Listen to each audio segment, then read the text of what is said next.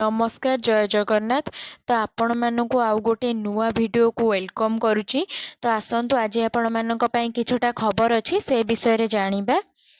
तो एठी देखि पारुथबे 8 रे एमानंकु मिलिबनी सुभद्रा टंका। तो केउ माने सुभद्रा टंका पाइबा पई इलिजिबल बा केउ माने इलिजिबल नाहांती, तो से विषय रे आज आमे माने ए वीडियो रे जानिबा। आसंता फेब्रुआरी 8 तारिख रे बा आज होची 7 तारिख, काली होची 8 तारिख। तो आउ गोटे दिन परे मिलिबो सुभद्रार चतुर्थ पर्याय टंका। जाजपुर रे दिया जिवो प्रथम किस्तीर चतुर्थ पर्याय टंका। ए नै पूर्वरु घोषणा करि सारिचंती उपमुख्यमंत्री प्रभाती परिडा। उपमुख्यमंत्री प्रभाती परिडा कहिथिले बाकी थिबा केवाईसी आउ एनपीसीआई रु पाखापाखि 25% क्लियर होईची। आहुरी 2.5 लाख एनपीसीआई एवं केवाईसी करबाको बाकी अछि। तेबे जेउ माने एनपीसीआई क्लियर करि नाहांती एवं सेमानकु बैंक रु फोन आसीची, सेमाने 8 तारिख पूर्वरु बैंक को जाई कराई नेबाकू अपील करिथिले उपमुख्यमंत्री प्रभाती परिडा। एनपीसीआई क्लियर नहेले टंका अकाउंट को आसीबो नाही। बैंक जाई बायोमेट्रिक सो एनपीसीआई करबाकू आवेदनकारी को अपील करिथिले प्रभाती परिडा। कारण एनपीसीआई क्लियर होई नथिले बैंक अकाउंट को टंका पठा जाई परिबो नाही। ए कथा कहिसेंती उपमुख्यमंत्री प्रभाती परिडा। अर्थात जो माननकु सुभद्रा टंका मिली नाही बा चतुर्थ पर्यायर टंका आपण मिलिया पई आवेदन करिसेंती, तो सेथि पई आपनको बैंक रु टंका माने फोन आसीथिबो कि आपण एनपीसीआई क्लियर करिवे बोली।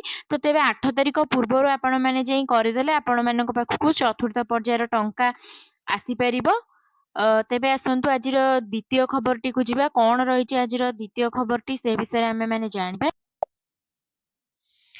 तेबे देखंतु घड़घड़ी सहित झड़ी वर्षार संभावना रहिछि। उत्तर पूर्व राज्य गुड़िकर झड़ प्रभाव देखिबाकू मिलुछि।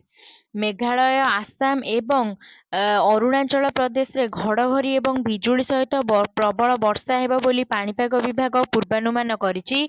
फेब्रुआरी 6 एवं 7 रे मध्य एठारे प्रबल पवन बहिबार संभावना रहिछि। 8 तारिख रु 11 तारिख मध्य एई अंचल गुड़िकरे हालुकारू मध्यम वर्षा होई पारे। हिमाचल प्रदेश रो अनेक अंचल रे झड़ एवं वज्रपात पई येलो वार्निंग जारी करा जायछि। सिमला, कुल्लू, लाहौर भली अनेक पर्यटन स्थान रे मध्य प्रबल तुषारपात होईछि। ଏହା ବ୍ୟତୀତ ପାଣିପାଗ ବିଭାଗ ଗୁରୁବାର କିଛି ସ୍ଥାନରେ ଘନ କୁହୁଡ଼ି ହେବାର ସତର୍କତା ଜାରି କରିଛି। ରାଜଧାନୀ ଦିଲ୍ଲୀରେ ପାଗ ଶୁଖିଲା ରହିଥିଲେ ମଧ୍ୟ ଗତ 24 ଘଣ୍ଟା ମଧ୍ୟରେ ଦିଲ୍ଲୀ ସଂଲଗ୍ନ ଅନେକ ଅଞ୍ଚଳରେ ବର୍ଷା ହୋଇଛି। ଉତ୍ତରପ୍ରଦେଶର ଅନେକ ଜିଲ୍ଲାରେ ବର୍ଷା ଯୋଗୁଁ ଥଣ୍ଡା ଏବଂ କୁହୁଡ଼ି ବୃଦ୍ଧି ପାଇଛି। ଆଗାମୀ 24 ଘଣ୍ଟା ମଧ୍ୟରେ ମଧ୍ୟ ପ୍ରବଳ ବର୍ଷା ହେବାର ସମ୍ଭାବନା ରହିଛି। ଆଗାମୀ 24 ଘଣ୍ଟା ମଧ୍ୟରେ ପ୍ରବଳ ବର୍ଷା ହେବାର ସମ୍ଭାବନା ରହିଛି। ବିହାର ମଧ୍ୟର ଅନେକ ଜିଲ୍ଲାରେ ବର୍ଷା ପାଗ ଯୋଗୁଁ ଥଣ୍ଡା ବୃଦ୍ଧି ପାଇଛି। ରାଜ୍ୟର ଅନେକ ଅଞ୍ଚଳରେ ଘନ କୁହୁଡ଼ି ସତର୍କତା ମଧ୍ୟ ଜାରି କରିଛି ଆଇଏମଡି। ତେବେ ଆସନ୍ତୁ ଆଜିର ତୃତୀୟ ଖବରଟିକୁ ଯିବା, ଦେଖିବା କ'ଣ ରହିଛି ଆଜିର ତୃତୀୟ ଖବର। ତେବେ ଯଦି ଆପଣଙ୍କର ବ୍ୟାଙ୍କରେ ସେଭିଂ ଆକାଉଣ୍ଟ ଅଛି, ତେବେ ଏହି ଖବର ଆପଣମାନଙ୍କ ପାଇଁ ବହୁତ ଗୁରୁତ୍ୱପୂର୍ଣ୍ଣ। ଆୟକର ବିଭାଗ ଏହି ନୂଆ ନିୟମ ଲାଗୁ କରିଛି। ନୂଆ ନିୟମର ଗାଇଡଲାଇନ ଅନୁଯାୟୀ ଯଦି ଆପଣ ନିଜ ବ୍ୟାଙ୍କ ଖାତାରେ 10 ଲକ୍ଷ ଟଙ୍କାରୁ ଅଧିକ ନଗଦ ରାଶି ଏବଂ ଆର୍ଥିକ ବର୍ଷରେ ଜମା କରିବେ, ତେବେ ଆପଣଙ୍କୁ ଏଥିପାଇଁ କାରଣ ଦର୍ଶାଇବାକୁ ପଡ଼ିବ। ଆଉ ଯଦି ଆପଣ କୌଣସି କାରଣ ଦର୍ଶାଉନାହାନ୍ତି, ତେବେ ବିଭାଗ ଆପଣଙ୍କ ଜମା ରାଶି ଉପରେ 60% ଟ୍ୟାକ୍ସ ହାସଲ କରିବ। ଆୟକର ବିଭାଗର ନୂଆ ଗାଇଡଲାଇନ। ଆୟକର ବିଭାଗ ଏହା ସ୍ପଷ୍ଟ କରିଛି ଯେ ଯଦି କୌଣସି ବ୍ୟକ୍ତି ଗୋଟିଏ ଆର୍ଥିକ ବର୍ଷରେ 10 ଲକ୍ଷ ଟଙ୍କାରୁ ଅଧିକ ନଗଦ ରାଶି ଜମା କରେ, ତେବେ ଏହାର କାରଣ ଦର୍ଶାଇବା ନିହାତି ଆବଶ୍ୟକ। ଆୟର ଉତ୍ସ ପ୍ରମାଣିତ ନ କରିବା ସ୍ଥିତିରେ ବିଭାଗର 60% ଟ୍ୟାକ୍ସ ଆଦାୟ କରିବ। ଏହି ନିୟମ କଳାଧନ ଏବଂ ବେଆଇନ ପେମେଣ୍ଟକୁ ରୋକିବାରେ ଉଦ୍ଦେଶ୍ୟରେ ଲାଗୁ କରାଯାଇଛି। ନଗଦ ରାଶି ଜମା କରିବାର ସୀମା। ଆରବିଆଇ ଅନୁଯାୟୀ ସେଭିଂ ଆକାଉଣ୍ଟରେ ନଗଦ ରାଶି ଜମା କରିବାର ସୀମା ବର୍ତ୍ତମାନ ଅଧିକ କଡ଼ାକଡ଼ି କରାଯାଇଛି। ଯଦି ଆପଣ ଗୋଟିଏ ଆର୍ଥିକ ବର୍ଷରେ 10 ଲକ୍ଷ ଟଙ୍କାରୁ ଅଧିକ ନଗଦ ରାଶି ଜମା କରୁଛନ୍ତି, ତେବେ ଆପଣଙ୍କୁ ପ୍ୟାନ ନମ୍ବର ସୂଚନା ଦେବାକୁ ପଡ଼ିବ। ନୂଆ ନିୟମ ଅନୁଯାୟୀ 50,000 ଟଙ୍କା ସ୍ଥାନରେ ବର୍ତ୍ତମାନ 2.5 ଲକ୍ଷ ଟଙ୍କାରୁ ଅଧିକ ରାଶି ଜମା କରିବାରେ ପ୍ୟାନ କାର୍ଡର ସୂଚନା ଦେବା ଆବଶ୍ୟକ ହୋଇଯାଇଛି। ତେବେ ଆସନ୍ତୁ ଆଜିର ଚତୁର୍ଥ ଖବରଟିକୁ ଯିବା, ଦେଖିବା ଆଜିର ଚତୁର୍ଥ ଖବର କ'ଣ ରହିଛି। ଦେଖନ୍ତୁ ରାସନ କାର୍ଡ଼ରୁ କଟିପାରେ ଆପଣଙ୍କର ନାଁ।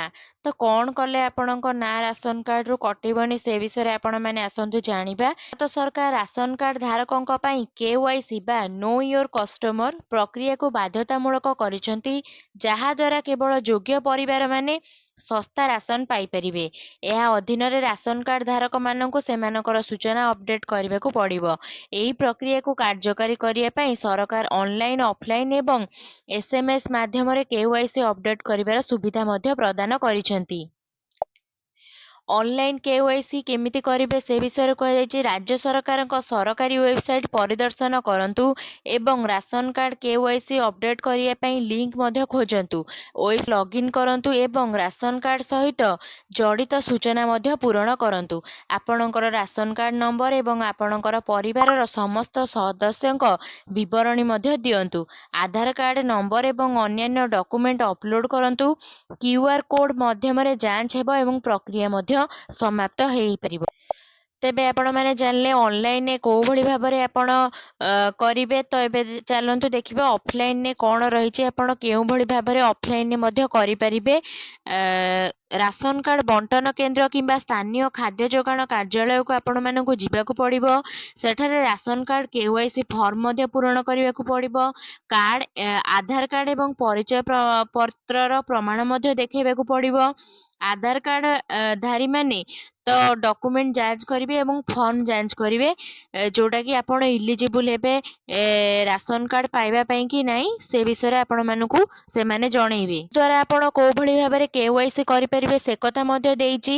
ତ ରାସନ କାର୍ଡ଼ ଧାରକ ତାଙ୍କ ମୋବାଇଲରୁ ରାସନ କାର୍ଡ଼ ନମ୍ବର ଏବଂ ଆବଶ୍ୟକୀୟ ସୂଚନା ସମ୍ବଳିତ ଏକ SMS ପଠାଇବାକୁ ପଡ଼ିବ।